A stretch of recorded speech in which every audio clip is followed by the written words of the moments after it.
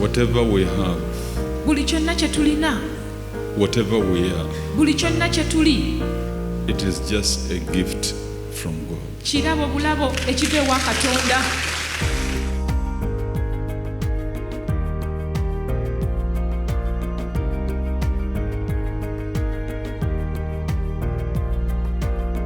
That's why the good God has put test each day for us. Y'ensonga lwaki Katonda omulungi atuteereddewo ebigezo buli lunaku.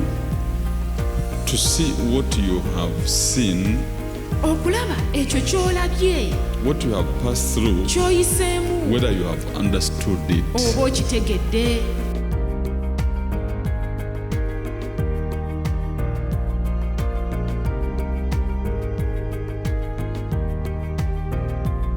God loves us, Katonda atwagala, but we should discover who we are, naye tuteekwa okuzuula ki kye tuli, where we are, wa we tuli, and our abilities, n'obusobozi bwaffe, and become better ne tufuuka abantu abasingawo ku kye people tubadde, and give God glory. ne tugulumiza Katonda.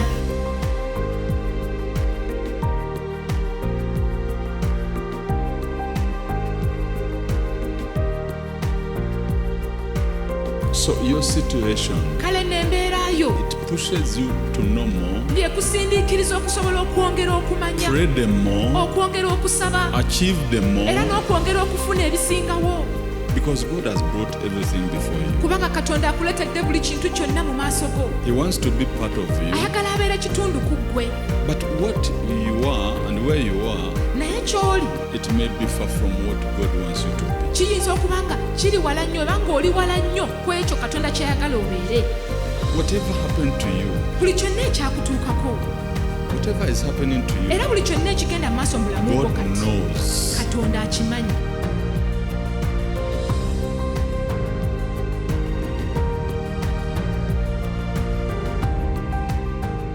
Heavenly Father in Christ Jesus, Kitaffe ali mu ggulu mu Kristo Yesu. Father, we thank and give your name glory. Kitaffe twebaza era erinnya lyo tuliwa ekitiibwa. Thank you for your love, Weebale nnyo olw'okwagala your kwo, truth, amazima go and your kindness. n'okusaasira kwo. In Jesus we pray. Mu linnya erya Yesu tusabye. Prayer is the key.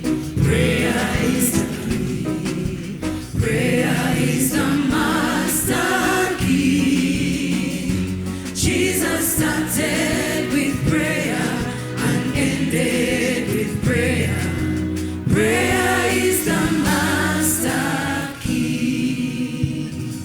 We shall have our reading from 3:16 of John. Essomo lyaffe ligenda kuva mu Yokaana 3:16.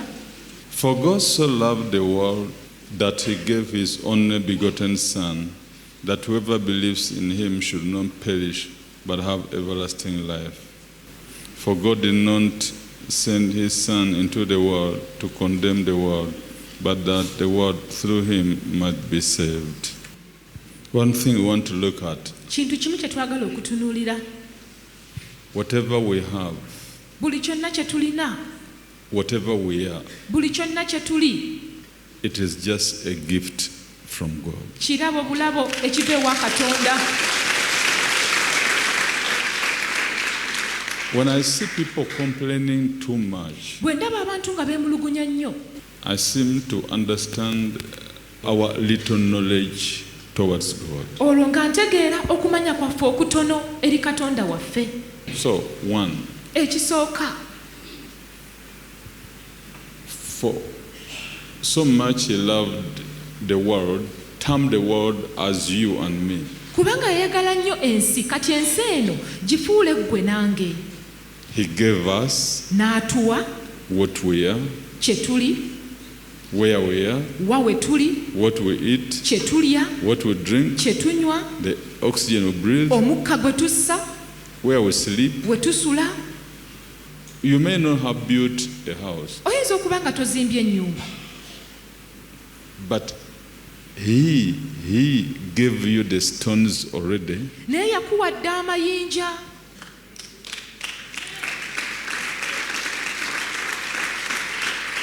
What if those rocks were not there? singa amayinja ago oba enjazi ezo tezaaliwo. If you look at the water, Bw'otunuulira amazzi, He gave you the rivers, yakuwa emigga, He gave you the lakes, yakuwa ennyanja, He gave you the sea. yakuwa n'ezisemayanja. He can even drop water upon you. Asobola n'okutonyesaako What amazzi. a good God we have. Tulina Katonda omulungi oyo.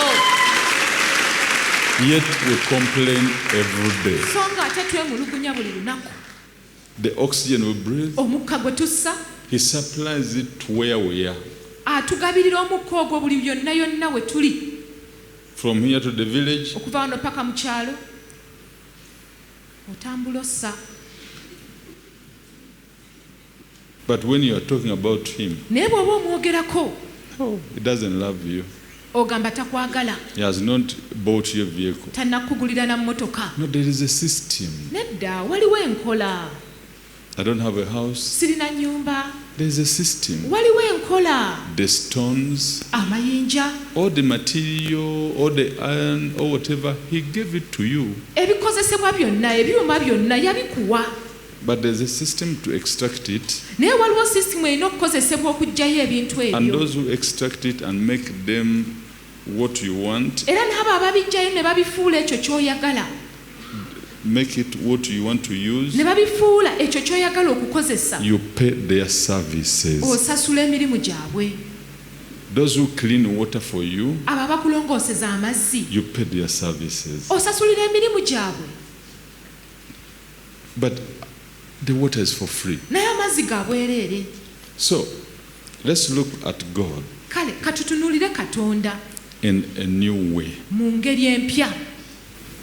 That is why this world where we are, Y'ensonga lwaki ensi eno we tuli, it is a school. ssomero. Every day you are in a class. Buli lunaku obeera mu kibiina. In the class, Mu kibiina when you study, bw'osoma, after a week, nga wayise wiiki, you sit the tests. otuula ebigezo. But the tests are not the exams. Naye ebigezo ebyo ate si bye bibuuzo, biri ebisembayo. That's why the good God has put tests each day for us. Y'ensonga lwaki Katonda omulungi atuteereddewo ebigezo buli lunaku. To see what you have seen, Okulaba ekyo ky'olabye, what you have passed through, ky'oyiseemu, whether you have understood it. oba okitegedde. Somebody may abuse you Omuntu ayinza okuvuma and you feel too bad. n'owulira bubi nnyo. But when it is just a lesson for you Naye ate nga eryo ssomo gy'oli, and He is just helping you. ate era oyo akuyamba buyambi. When I look at you, Bwe nkutunuulira, where's your vehicle? emmotoka ye eri ludda wa? Where have you parked? Opaakinzeewa? Opaakinzeewa? Sina we parkings. I've not parked anywhere. Who brought poor people to sit Ani here? yalese wano abaavu okutuula wano? You feel offended. Owulira bubi, kikuyisa bubi. You feel, oh God. Oyisibwa bubi n'ogamba Katonda wange. You were sitting comfortably, Obadde otudde bulungi mu mirembe Sit down, gyo. sit down. Tuula ssebo.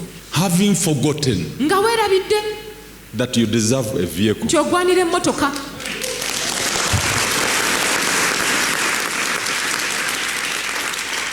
Having forgotten Nga weerabidde that those who sit at the front nti abo abatuula mu maaso must be rich people. bateekwa okubeera abantu abagagga.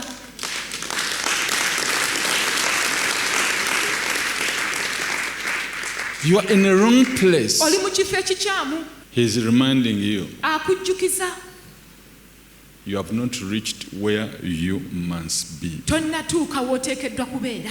One, Ekisooka you must work hard. oteekwa okukola ennyo. Now with that anger, Kati n'obusungu obwo, look, kale you must look for a job. tuteekwa okunoonya omulimu. If not, Bwe kitaba ekyo, somebody, let me go to the bank and borrow money. ka ngende mu banka wakiri So that when I come back, kibe nti ngenda okukomawo. that man Oyo. who despised me, Oyo annyooma oyo. I'll tell him that, Nja mulaba, John, this is where I mutegeeze parked. nti Yokaana laba we mpaakinze. So who is your enemy? kati omulabe wo y'ani? That one who abused you Oyo yakuvuma and woke you up? n'akuzuukusa, Or this one who said, brother, you are welcome? oba n'akubiibiita n'agamba owooluganda tukwaniriza? The one who abused me that I don't have a vehicle Kati oyo anvuma n'ankambula n'aŋŋamba sirina mmotoka, is my friend. oyo ye mukwano gwange.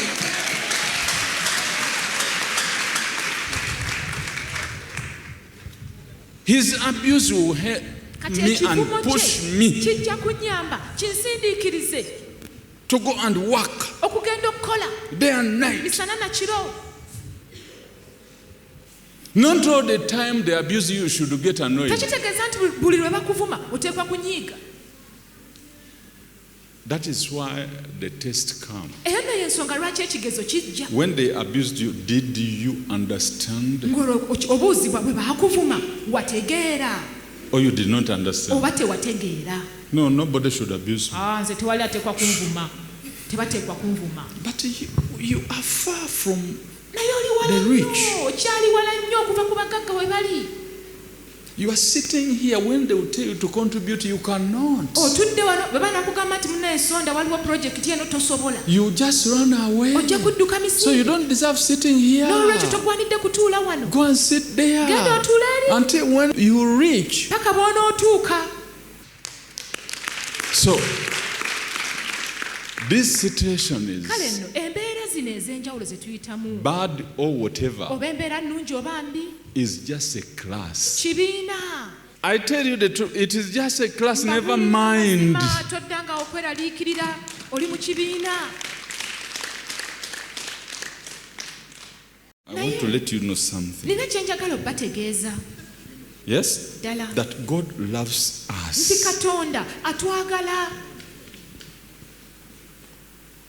But we should discover who we are, naye tuteekwa okuzuula ki kye tuli, where we are, wa we tuli and our abilities, n'obusobozi bwaffe, and become better. ne tufuuka abantu abasingawo ku kye People. tubadde Yes? ddala, And give God glory. ne tugulumiza Katonda.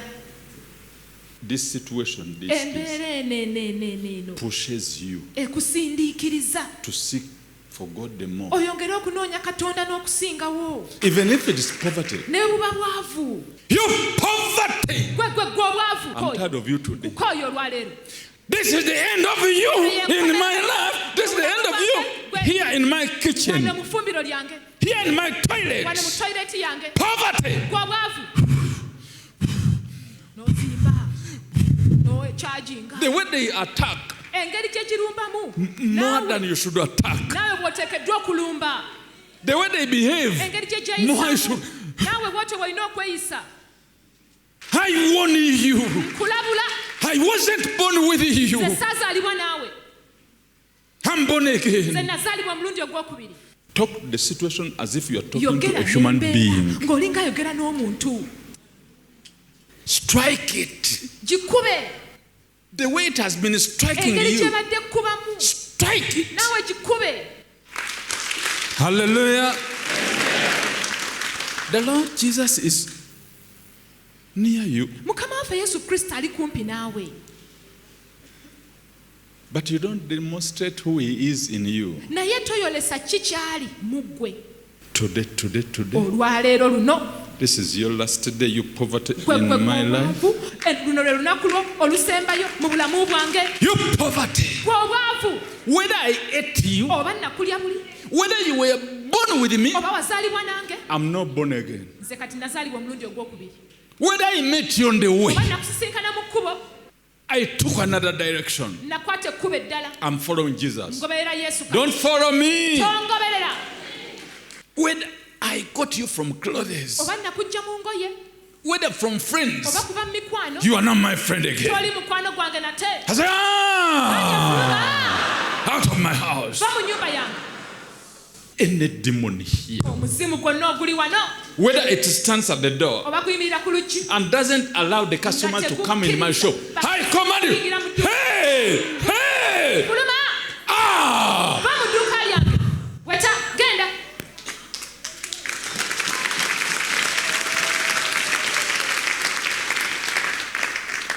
any nightmare. ekirooto kyonna eky'entiisa I arrest you. kwata Before you reach me, I arrest you. tukako Don't even smile. tomwenya na kumwenya I arrest you. kukwata nkusiba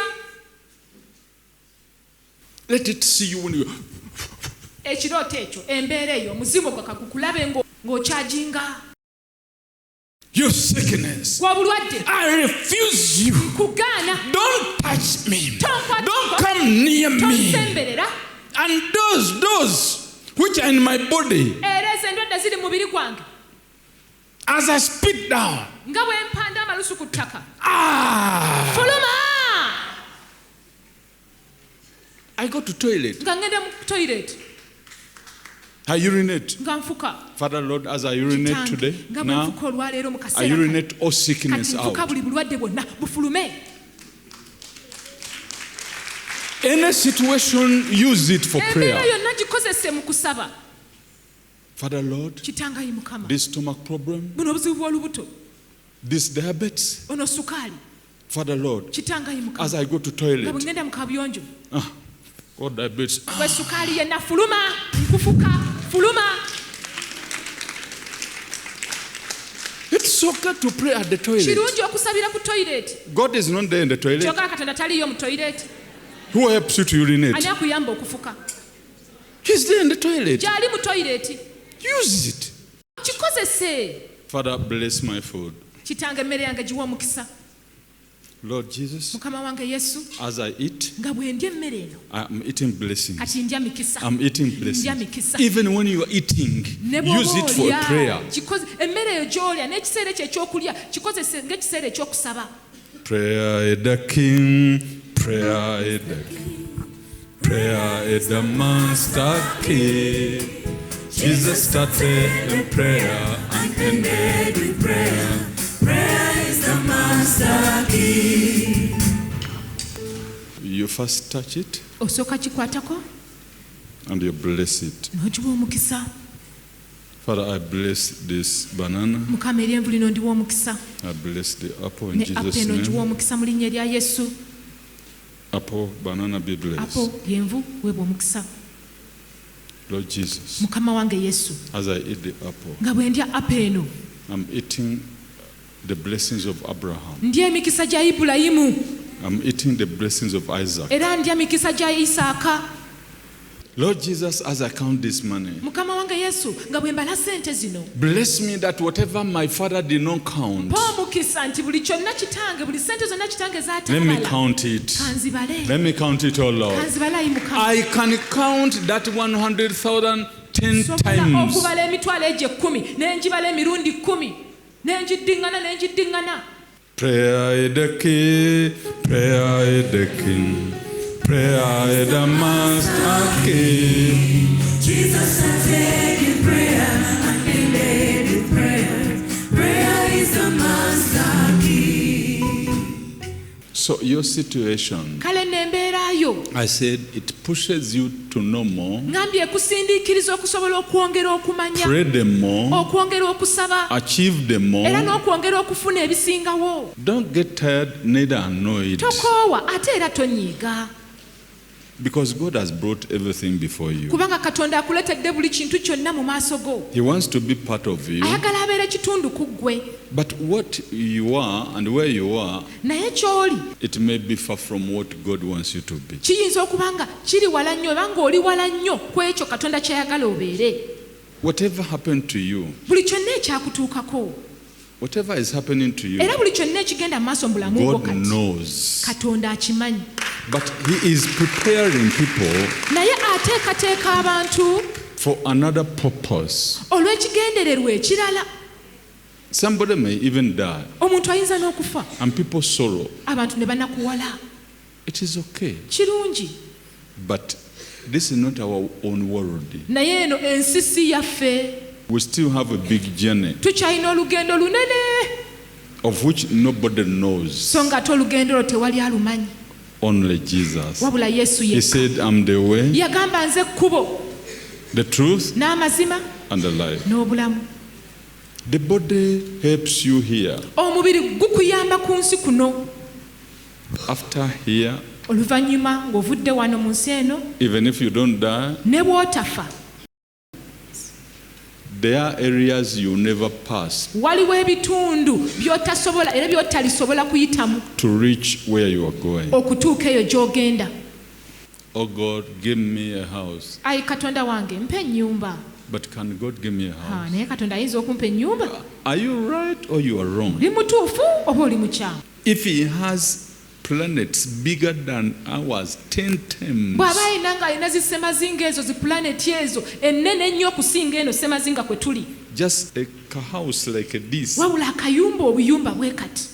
when you don't have money, bw'oba tolina ssente you don't imagine how rich he is. tosobola kuba kifaananyi okugeraageranya engeri gy'ali omugagga. You just complain and take him up. Let's change the way we understand God katukyuse engeri gye tutegeeramu Katonda waffe, and get a new knowledge tufune okumanya okupya about our God, okwa Katonda waffe, and pray in that new knowledge. era tusabire mu kumanya okwo okupya. Kumbe, I didn't know that you are too rich like this. Kitegeeza mbadde simanyi nti Katonda wange oli mugagga. Now, my God, Kaakano Katonda wange, this is what you should do for kino me, kyoteekeddwa kunkolera because I found kubanga out. nkizudde.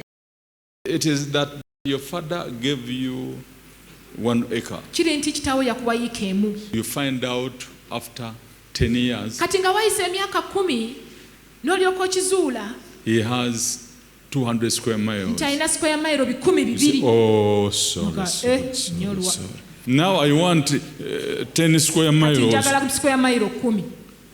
You were comfortable in 1 acre. Obadde omatidde ne eka ebyemu. Now you have found out he has 200 square miles. You Okizudde go back. No, sir. kitaawo alina Daddy. sikweya mayiro 2. No way. Nga my daddy no. I want 10 square miles Njagala at sikweya least. mayiro 10. Wakiri ku 2 mpaaka 10.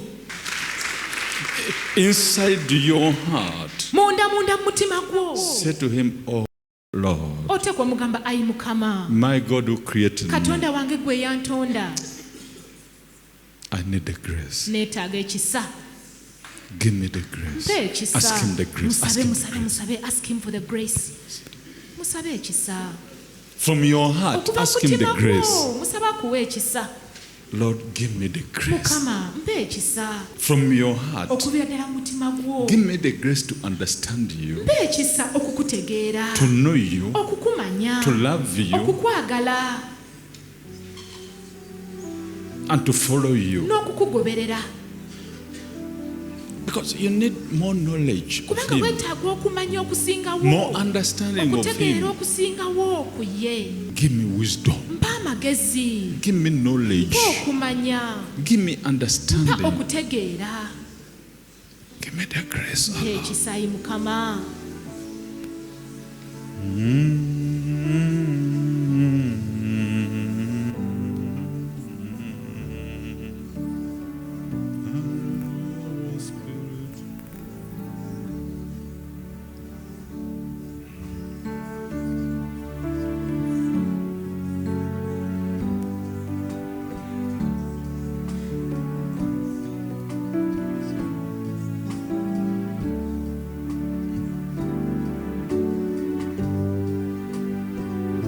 Prayer. Saba.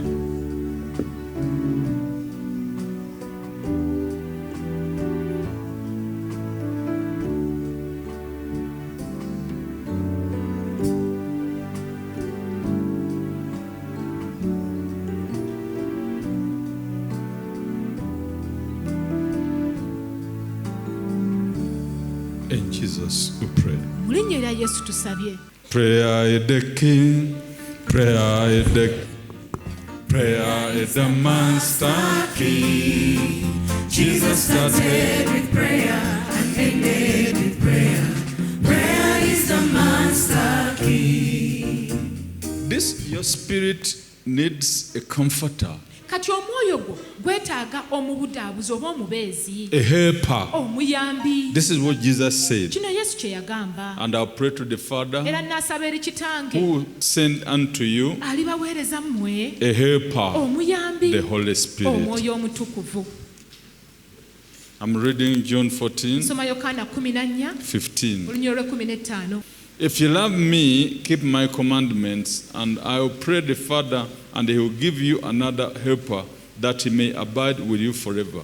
The Spirit of truth, whom the world cannot receive, because it neither sees him nor knows him, but you know him, for he dwells with you and will be in you. I will not leave you orphans, I will come to you. He has his own peace he gives to those who believe on him. Emirembe gye ye gy'awa abo abamukkiriza. Say, oh Lord Jesus, Gamba nti ayi Mukama wange Yesu, show me the way. yage ekkubo, You are my creator. gwe mutonzi wange, Show me your power. amaanyi go, I need you ntaaga in the power mu maanyi of the Holy Ghost. ag'omwoyo omutukuvu. Be it your poor today. Kakibeere nti oli mwavu olwaleero, Write it down. kiwandiike. Every day step on it. Buli lunaku linnyirira kirinnyeko, Cancel it. sazaamu obwavu obwo. Prayer the King, prayer the Master Key. Jesus started with prayer and ended with prayer. Prayer is the master key. This situation Embeera eno is like this. eri bweti. Big man, come and sit here. Jangu otule wano ssebo omusajja omunene. Tuula. Comfortably sit here. Tuula bulungi awo. Now I found you seated Kati comfortably. nkusanze otudde bulungi And you have your banana. era ng'olina eryenvu lyo.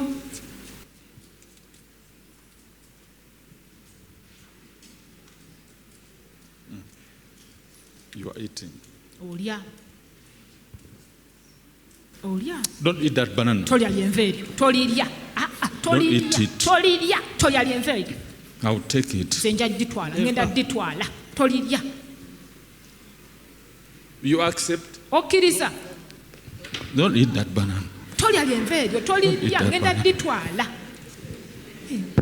So the enemy is doing all this Kati omulaba akola bino byonna to overthrow you. kukuggya mu kifo kyo. Kukuwamba. So the work of Satan is to overthrow the people of God, Kati omulimu gwa Sitaani kuwamba abantu ba Katonda kubaggya mu kifo kye balimu. from where they are seated in God's position. Okubaggya mu kifo ekyo Katonda mwe yabateeka mwe batudde. That is why you see, as you are about to get many good things, Y'ensonga lwaki olaba bw'oba onaatera okufuna ebirungi ebingi, many temptations come. ebikemo bingi bijja. That is when nightmares visit. Olwo ebirooto eby'entiisa lwe bikulumba. You who has been praying too much, Kati gwe abadde asaba ennyo say, oh, God is not with me. ogamba Katonda tali nange. Olwo ng'oddirira Then you divert. ng'owuguka ng'odda ku kirala. It's as if somebody has been eating Kiba ng'omuntu abadde alya and another person has attacked him omulala to n'ajja remove. okumulumba okumuggyako ekyokulya kye. I've troubled you, you have left it. Kati nzize nkutawaanyiza ovudde mu You kifo have kyo left ki it. ekiddako. Kati bw'ova mu kifo kyo nga yakiwamba. But this is where you got the Naye kino banana. ekifo w'obaddewo wasobodde okufunira eryenvu. It means even if I've not taken your banana, Kitegeeza newankubadde situtte lyenvu lyo, I'm sitting in the Tudde mu position kifo. where you got the we banana. wasi we I'll get the banana. wafunidde eryenvu kati nze njo ddifuna. I've overthrown you. Kuwambye nkujje mu kifo kyo nze ne nnyingirawo. When you see those temptations, Bw'olaba get to ebikemo know ebyo, that something better is on the way. manya Believe nti me. waliwo ekirungi ennyo ekiri mu kkubo. Believe me. Munzikirize. The blessing is knocking on the door. Omukisa gukonkona guli ku luggi gujja. That is when you dream this, you dream Olwo that. bw'olootanga You dream you have lootanga gone back to the village. Polo lw'olootanga ozzeeyo mu kyalo. Then you believe that you're going back to the Ate village. n'okkiriza nti oddayo mu kyalo. Then how do you believe that you build a storied house? Kati ate okkiriza otya nti onoozimba ennyumba When the eyakalina. enemy has showed you, you are going back to the village. Ng'omulabe akulaze nti oddayo mu kyalo. So you believe going back to the village Kati okkiriza kuddayo mu kyalo instead of what you believed from God, the storied mu house. kifo ky'eri ennyumba eyakalina gye wakkiriza okuva ewa Katonda. Those who are talking, they want you to throw down what you have. Abo aboogera bino nabiri baagala kukusuuza ky'olina. They want you to lose it and pick it. baagala gwe okifiirwe bakironde bakitwale. But this is the situation in which we are. Naye embeera zino ez'enjawulo mwe Let's tuli, use it katukozese embeera eno to force us okutukaka oba to pray okutusindiikiriza the more. okweyongera okusaba, Find out okweyongera okuzuula Katonda n'okumumanya ennyo. before you bathe. Nga tonnanaaba Take 30 minutes. twalayo eddakiika I want to 3. know you. Yesu wange njagala kweyongera Even if okumanya. you have only that word, ne bw'oba olina ekigambo ekyo kyokka, open the Bible and say 14:6 of John. bikkula bayibuli Yokaana 14:6. I'm the way, the truth, Nze and the kubona life. amazima I n'obulamu. want to know you, Yesu Jesus. njagala kweyongera kumanya. Hallelujah. He is always with us, Bulijjo ali naffe but we don't allow him. naye tetumukkiriza, tetumuwa mwagaanya. Lord, I have fibroids. Mukama nina ebizimba mu nabaana, Today, this is the last day. leero lwe lunaku olusembayo, Whether I urinate oba them mbifuka or I vomit oba them, mbisesema, you fibroids, kati mmwe ebizimba I command you. Ah! kulume From my heart.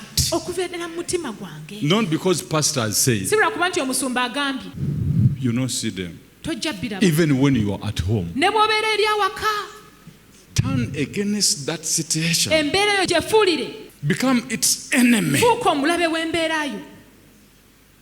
Hallelujah. This is the homework for you. Ono ye homuwaaka wammwe.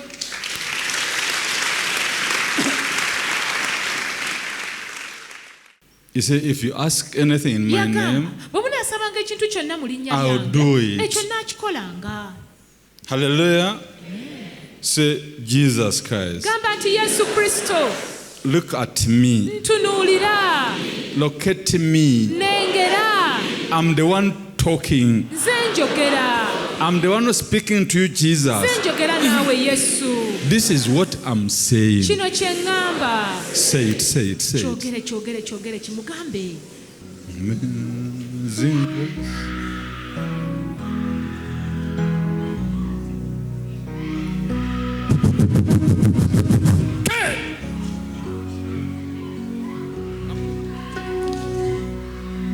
Talk to Jesus, talk to Jesus. Yogera ne Yesu. Talk to Jesus. Yogera ne Yesu, yogera ne Yesu, baako ky'omugamba. Talk to Jesus. Talk to Jesus. Yogera ne Yesu, yogera ne Yesu. In Jesus' holy name. Mu linnya ettukuvu erya Yesu. Remember, this is you in your generation. There is Jukira. no any other generation for you. You Oh, no. are at the top. Yeggwe mu mulembe gwo guno tewali mulembe mulala mw'olibeera, guno gwe mulembe gwo, kati gwali ku ntikko. I pray that may God give you the share of your generation. Nsaba nti Katonda akuwe omugabo gwo ogw'omulembe gwo. Father, give them the share of their Kitaffe generation. bawe omugabo ogw'omulembe Father, give gwabwe. them the share of their Bawe generation. omugabo ogw'omulembe gwabwe. Give them to shine. Bawe okwakaayakana. Give them to shine. Bawe okwakaayakana. Give them to Bawe shine. bayakaayakane. Give them to shine, oh Lord. Okwakaayakana Give them the Mukama. share Bawe omugabo of their generation ogw'omulembe gwabwe. from heaven. Okuva mu ggulu. In Jesus' holy name. God is looking for people who can behave like David, Katonda anoonya abantu abasobola okweyisa nga Dawudi in order to give them victory asobole okubawa obuwanguzi on his side, ku ludda lwe, the victory he gave to David. obuwanguzi bwe yawa Dawudi.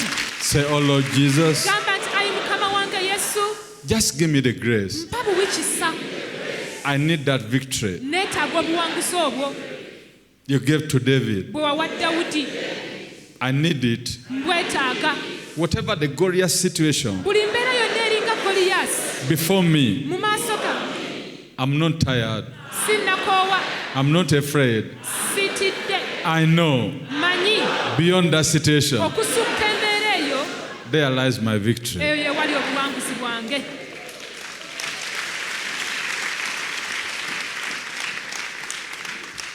All of us, our Father, Our Father, thou art in heaven, hallowed be thy name. Thy kingdom come, thy will be done on earth as it is in heaven. Give us this day our daily bread, and forgive us our trespasses, as we forgive those who trespass against us. Lead us not into temptation, but deliver us from evil. For thine is the kingdom, the power and the glory, now and forevermore. Amen. Tell him, Jesus. Yesu! Jesus. Yesu! This time Kuluno, we are going together. tugenda fembi. Whether in the Oba office, mu woofiisi, together. tugenda ffenna. Prayer. Saba, saba, saba, saba, saba. In the Mu business. bizinensi. Determine and go with him. Salawo ogende naye. N'obumalirivu. Determine and go with him. Genda n'obumalirivu. Genda ne Yesu. Praise up, praise up, praise up. Muyimuke.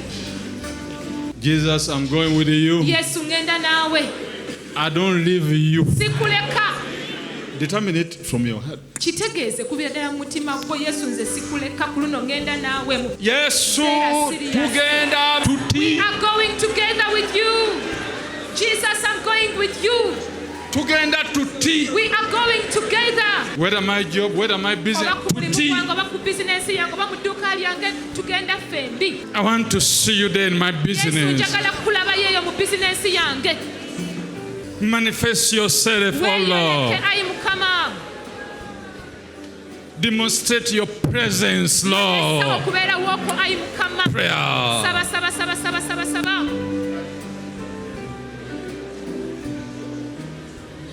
Prayer. Buli muntu saba. Father, all those who are going to get accident, Kitaffe abo bonna abadde bagenda okufuna obubenje. we cancel the accident. Tusazaamu obubenje obwo. We refuse the accident. Tugaana akabenje konna. Cancel the accident, refuse it. Tusazaamu akabenje, gaana akabenje. Lord Jesus, I cancel Mukama this wange Yesu, accident. I akabenje refuse kano it. kasazaamu era nkagaana. I cancel this accident. I refuse it Sazaamu in Jesus' akabenje kano name. era nkagaana mu linnya erya Yesu. I refuse it in Jesus' name. Nkagaana mu linnya erya I refuse Yesu. it in Jesus' Nkagaana mu name. linnya erya Yesu. Father, give them breakthrough. Kitaffe bawe okuyitamu. Father, give them breakthrough Kitaffe bawe okuyitamu. in their Mu businesses, bizinensi zaabwe. in their Mu marriages, bufumbo bwabwe. in their Mu businesses, bizinensi zaabwe. in their Mu career. mirimu gyabwe. Have a Funa breakthrough. okuyitamu. In Jesus, we pray. Mu linnya erya Yesu tusabye. Cover Mwebikeko, mwebikeko with the blood of Jesus. n'omusaayi gwa Yesu. The blood of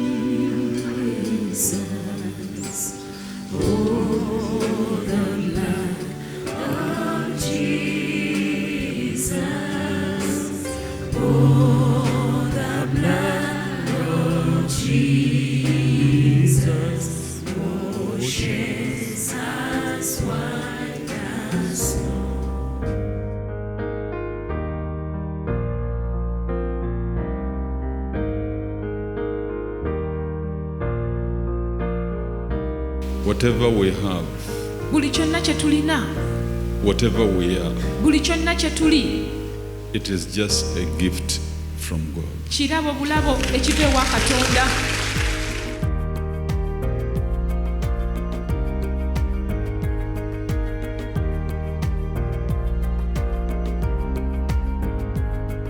That's why the good God has put test each day for us. Y'ensonga lwaki Katonda omulungi atuteereddewo ebigezo buli lunaku To see what you have seen, okulaba ekyo ky'olabye, what you have passed through, ky'oyiseemu, whether you have understood it. oba okitegedde.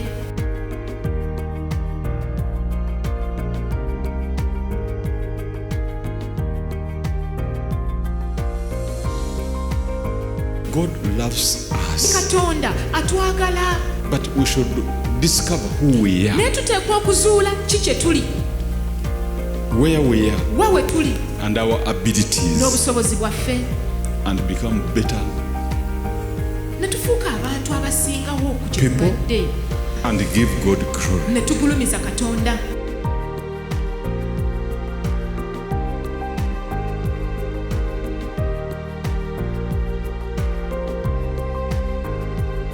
So your situation, kale n'embeera yo it pushes you to know more, ng'ekusindiikiriza okusobola okwongera okumanya, pray the more, okwongera okusaba, achieve the era more, n'okwongera okufuna ebisingawo. because God has brought everything before you. Kubanga Katonda akuletedde buli kintu kyonna mu maaso go. He wants to be part of you. Ayagala abeere kitundu ku ggwe.